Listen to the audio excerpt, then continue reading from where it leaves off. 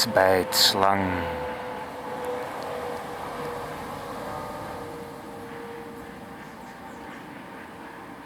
Wat is een vriendschap waarin men elkaar uitlegt hoe vriendschap werkt, welke algemene regels gelden?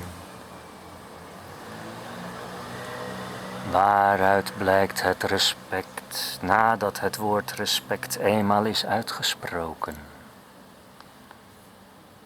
Hoeveel begrip toont degene die ook buiten uitzonderlijke situaties om begrip vraagt?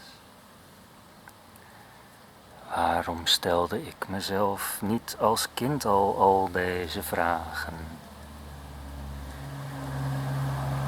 Maar hoe begrepen had ik me dan als kind door anderen gevoeld? Niet nog minder dan toch al het geval was?